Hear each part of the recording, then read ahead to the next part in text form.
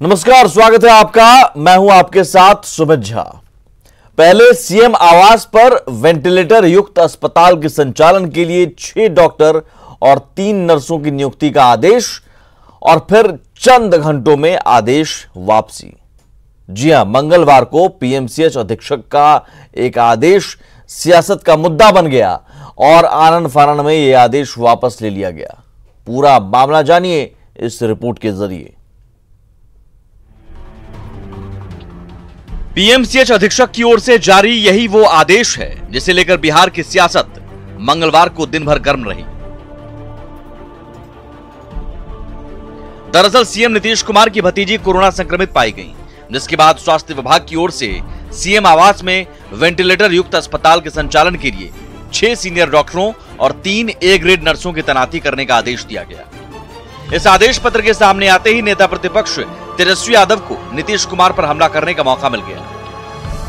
आप अपने लिए किए बहुत अच्छा। हम लोग चाहते थे कि मुख्यमंत्री का जांच हुआ तो 2 घंटे में रिपोर्ट आ जाता है। क्या ये आम नागरिकों के लिए क्यों नहीं होता, गरीबों के लिए क्यों नहीं होता? तुरंत जांच हो, तुरंत रिपोर्ट हो, तुरंत उनके लिए अस्पताल की व्यवस्था कराई जाए। कितने वेंटिलेटर हैं हमारे आबादी के हिसाब से, आप बताइए, इंतजाम बताइए। सरकार के लोगों से मैं पूछना चाहता हूँ। मुख्यमंत्री के पास 1 वेंटिलेटर आ गया सीएम हाउस में, तो ये क्रूर मजाक है जिसको बिहार के लोग सहेंगे। तेजस्वी के सवाल के पीछे भले ही सियासत हो, लेकिन सच ये भी है कि बिहार में डॉक्टरों की भारी कमी है। एक आंकड़े के मुताबिक बिहार में 28,391 लोगों पर सिर्फ 1 डॉक्टर है। वहीं 8,645 लोगों की आबादी पर अस्पताल का सिर्फ 1 बेड है। अब जिस बिहार में डॉक्टरों की भारी कमी हो और अस्पताल में बेड की किल्लत, वहां सीएम के लिए अलग अस्पताल की व्यवस्था और डॉक्टरों की नियुक्ति सवाल खड़े करती है, वो भी तब जब बिहार में कोरोना की रफ्तार तेज है। ऐसे में इन सवालों से सरकार की फजीहत होने लगी। सो आनन फानन में स्वास्थ्य विभाग ने सीएम आवास में अस्पताल और डॉक्टरों की नियुक्ति का आदेश वापस ले लिया और पीएमसीएच अधीक्षक ने आदेश पत्र रद्द कर दिया। है कि जो मैंने आदेश किया था उसमें कोई भी वेंटिलेटर या कोई सामान या कोई डॉक्टर या परिचारिका वहां पर गई नहीं थी। एक हमने उसको रखा था कि अगर जरूरत पड़ेगा तो उसको मैं भेजूंगा, लेकिन आपसी म्यूचुअल हम लोग की सहमति हुई कि सीएम आवास पर किसी भी डॉक्टर और इसको क्या कहते हैं परिचारिकाओं को नहीं भेजा जाए। और हमने शाम में डिसीजन लिया कि इस आदेश को जो मैंने सुबह किया था उसको रद्द कर दिया जाए और मैंने उसे रद्द कर दिया। वैसे ये पहली बार नहीं है जब वीवीआईपी के नाम पर सिस्टम को झोंकने की बात हुई हो। जो तेजस्वी यादव आज सीएम नीतीश पर सवाल उठाते नजर आए, मई-जून 2017 में उनके ही पिता लालू यादव की देखभाल के लिए 1 हफ्ते तक आईजीआईएमएस के 3 सीनियर डॉक्टर और 2 मेल नर्सों को राबड़ी आवास 10 सर्कुलर रोड पर तैनात किया गया था। तब तेजस्वी यादव डिप्टी सीएम थे और उनके बड़े भाई तेज प्रताप स्वास्थ्य मंत्री। यानी साफ है, सिस्टम आम लोगों के लिए हो ना हो, खास लोगों को खुश करने के लिए सब कुछ झोंक देता है। Bureau report, news 18। इधर कोरोना को लेकर बिहार के कई नेताओं की धड़कनें बढ़ गई हैं, क्योंकि माननीयों पर संक्रमण का साया मंडरा रहा है। मंगलवार को पटना के आईजीआईएमएस में एक साथ 650 सैंपल की जांच हुई। कई वीवीआईपी का भी सैंपल लिया गया है। इनमें मंत्री, एमएलए, एमएलसी के अलावा उनके परिजनों और गार्ड के सैंपल की जांच की गई। अब तक 50 लोगों की रिपोर्ट पॉजिटिव आ चुकी है। इसमें बढ़ते संक्रमण के खतरे के बीच डॉक्टरों की टीम लगातार नेताओं के स्वास्थ्य की जांच में जुटी हुई है।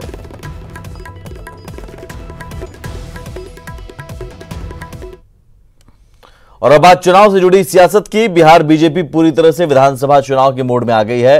पार्टी बूथ लेवल मैनेजमेंट को लेकर रोज नए प्रयोग कर रही है। इसी सिलसिले में अब महिला मतदाताओं को पार्टी से जोड़ने की नई शुरुआत की गई है। बीजेपी सप्तऋषि की तर्ज पर नारी आत्मनिर्भर बूथ बनाने जा रही है।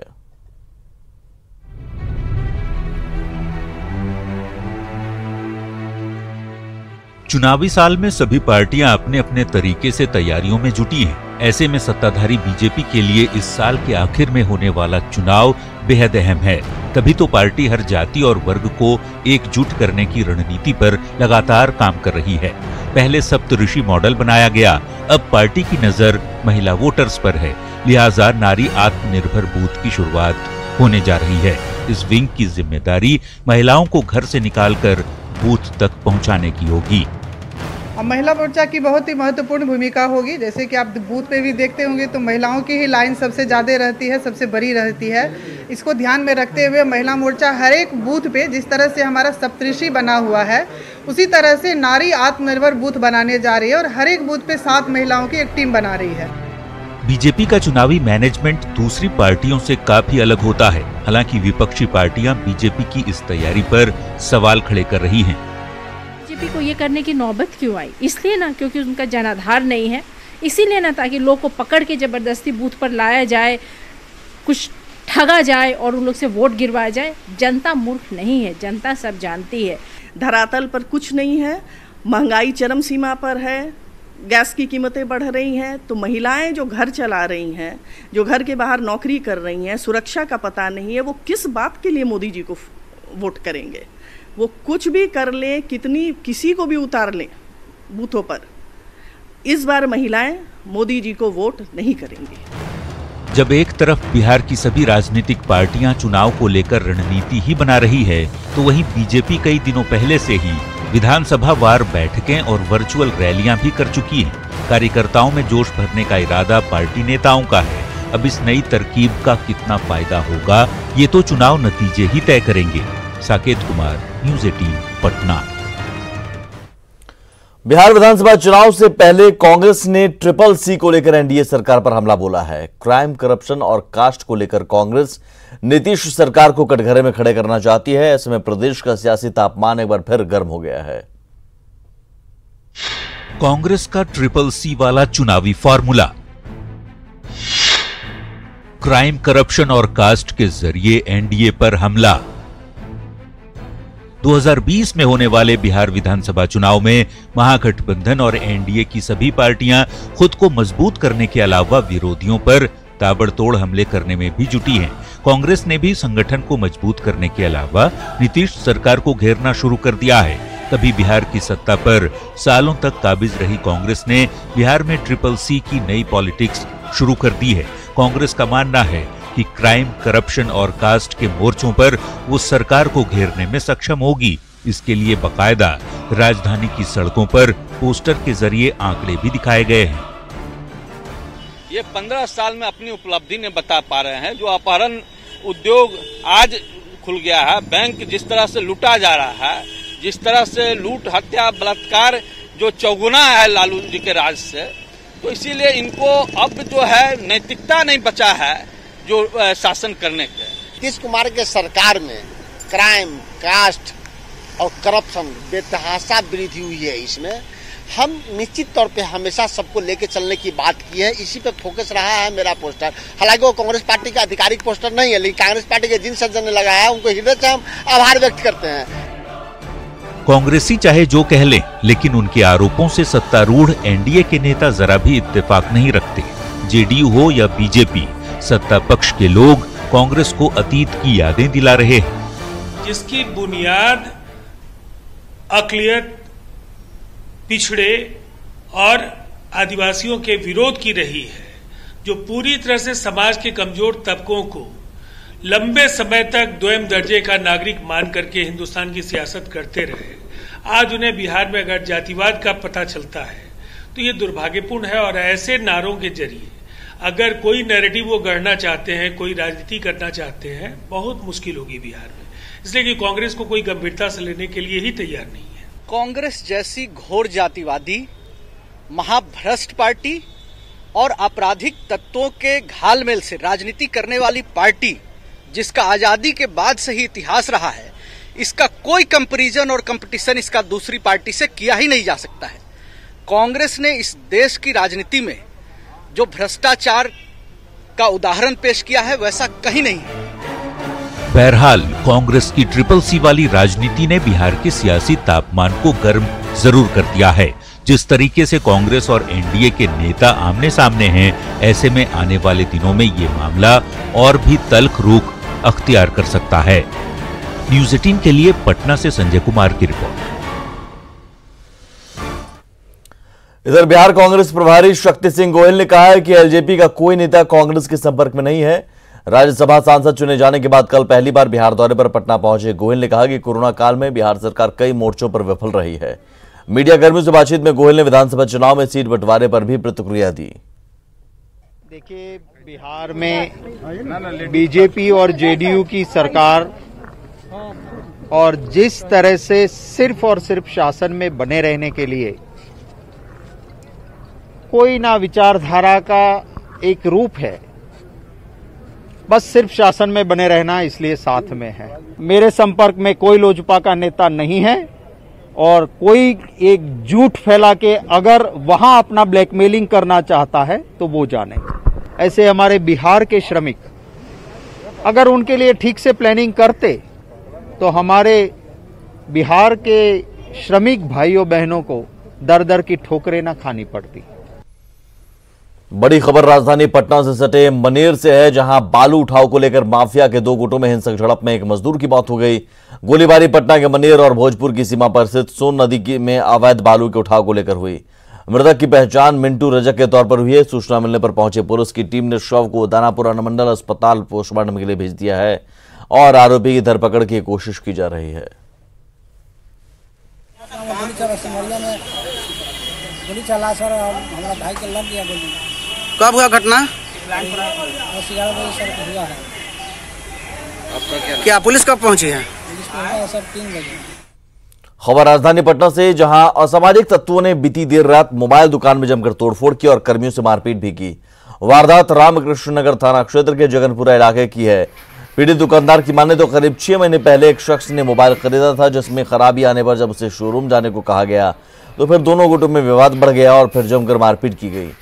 तोड़फोड़ कर लाखों रुपए की कीमत की संपत्ति को नुकसान पहुंचाया गया। शिकायत के बाद पुलिस मामले की जांच में जुटी है, लेकिन पुलिस की कार्यशैली पर भी सवाल खड़े हो रहे हैं।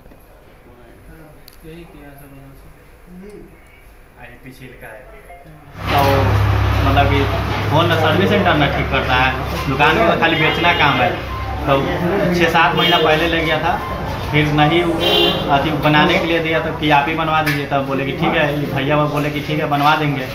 तो बनवाने के लिए दिया, फिर वही बोला कि नहीं ना फोन दो चाहे पैसा तो पूरा आया 4 बजे पूरा पूरा मार उड़ के तो। दरभंगा में बागमती नदी में नहाने गए 4 बच्चों में से 3 को तो स्थानीय लोगों ने डूबने से बचा लिया, लेकिन एक बच्चा लापता है। बच्चे की तलाश में एनडीआरएफ की टीम जुटी है। जिला प्रशासन के निर्देश पर गोताखोरों की लगातार मदद ली जा रही है, लेकिन नदी में तेज बहाव होने के चलते बच्चे का कोई पता नहीं चल पाया है। स्थानीय नगर विधायक भी पीड़ित परिवार को ढांढस बंधा रहे हैं।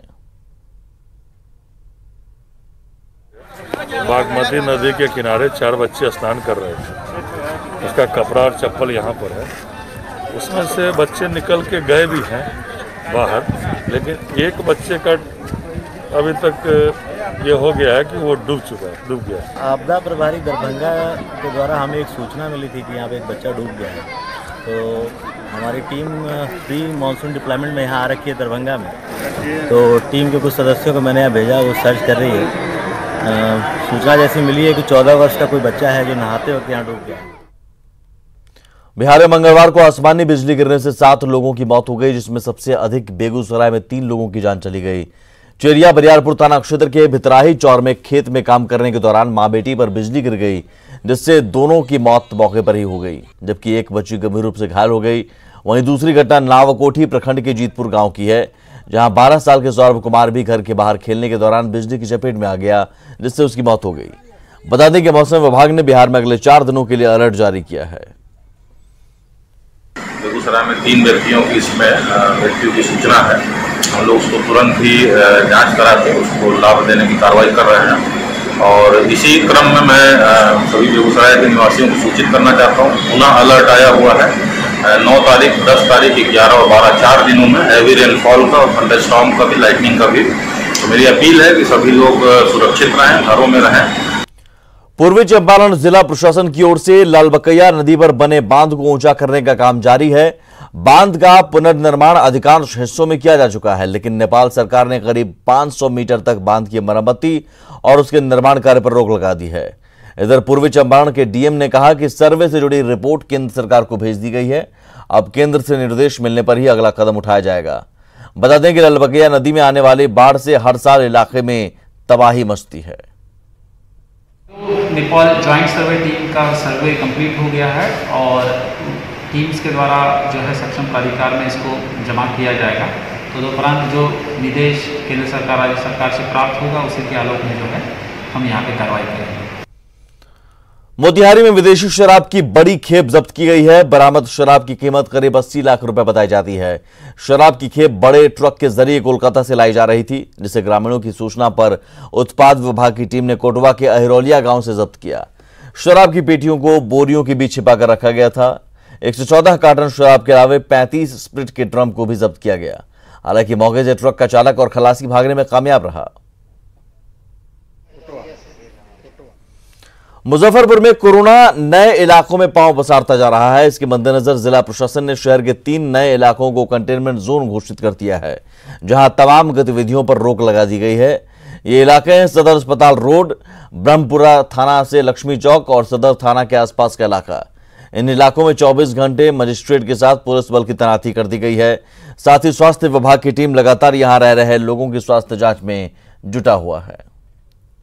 जगहों को कंटेनमेंट जोन बनाया गया है, जहां पे पुलिस अधिकारियों और दंडाधिकारियों की प्रतिनियुक्ति की गई है।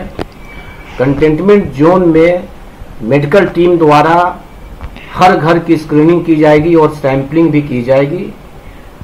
कंटेनमेंट जोन में अनावश्यक आवागमन पर रोक लगाया गया है। झारखंड में भी बड़ी संख्या में पुलिसकर्मी कोरोना से संक्रमित हो रहे हैं। रांची में रैंडम सैंपल जांच में पहले ही दिन 5 थाने के पुलिसकर्मी पॉजिटिव पाए गए, तो दूसरे दिन भी लालू प्रसाद की सुरक्षा में लगा एक जवान कोरोना की चपेट में आ गया।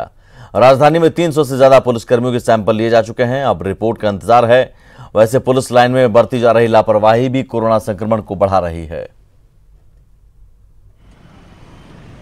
हॉस्पिटल रांची से उसमें 40-50 पुलिस के भी जो है सो उनका भी है, और बाकी और लोग जो प्रेग्नेंट लेडीज हैं उनका सैंपल रहता है, और जो लोग हैं उन लोगों का सैंपल होता है। कोरोना जांच करवा लिया हम लोग कहाँ करवा लिया।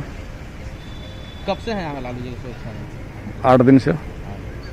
रिपोर्ट आया कि नहीं आया? रिपोर्ट नहीं आया अभी।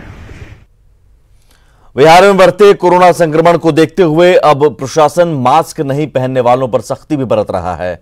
मास्क नहीं पहनने वालों से जुर्माना तक वसूला जा रहा है। इसी कड़ी में दरभंगा में मास्क नहीं पहनने वालों के खिलाफ अभियान चलाया जा रहा है।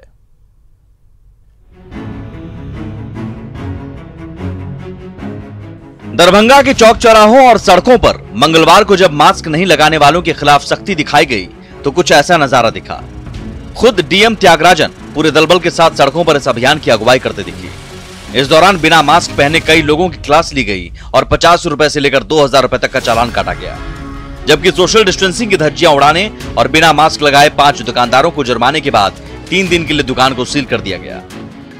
हम लोग कई टीम्स बनाए हुए हैं। जिले के सभी पदाधिकारीगण को, सभी अनुमंडल प्रखंड स्तरीय पदाधिकारी को निर्देश दिया गया है कि जो मास्क नहीं पहनते उनको 50 रुपया फाइन वसूलना है। जो प्रतिष्ठान मास्क के प्रयोग नहीं करते उनको प्रतिष्ठान को बंद करना है। इस प्रकार 54 प्रतिष्ठान विगत 3 दिनों में बंद किया गया। 19 वाहन जब्त किया गया। लगभग 1 लाख का फाइन वसूला गया। लोगों को मैं पुनः अपील करता हूँ कि मास्क और सोशल डिस्टेंसिंग दोनों अभी बहुत ही महत्वपूर्ण है। बढ़ते संक्रमण को देखते हुए इसको कृपया अनुपालन करें। बिल्कुल सराहनीय कदम है, और जिलाधिकारी पूरे कोरोना काल में जिस तरह से उन्होंने तत्परता दिखाई है निश्चित रूप से सराहनीय है, और जनता को भी उनके प्रयास का सम्मान करना चाहिए और बिना मास्क के घर से ना निकले और अनावश्यक ना ही निकले। हालांकि इस दौरान बिना मास्क पहने जो गरीब थे उन्हें प्रशासन की ओर से मास्क मुहैया कराकर मास्क पहनने की हिदायत भी दी गई। 1 घंटा और शाम को 1 घंटा अपने यहाँ रैंडमली जगह निर्धारित करके जो लोग वायलेशन कर रहे हैं, मास्क नहीं पहन रहे हैं, यदि दुकानें हैं तो उनको बंद कराएं, यदि कोई गाड़ी है तो उसको जब्त करें, और यदि कोई व्यक्ति है तो उसको 50 रुपये का जो जुर्माना निर्धारित किया गया उसको लगाएं। दरअसल दरभंगा में कोरोना तेजी से अपना पांव फैला रहा है, फिर भी मास्क पहनने को लेकर लोग लापरवाह दिख रहे हैं। ऐसे में इस तरह के अभियान के जरिए लोगों को मास्क पहनने के लिए जागरूक करने की कोशिश की जा रही है। विपिन कुमार दास, न्यूज़ 18 दरभंगा। खगड़िया के जेडीयू जिलाध्यक्ष सोनेलाल मेहता पर बेगूसराय की रहने वाली एक महिला ने उनकी दूसरी पत्नी होने का दावा पेश कर दिया है।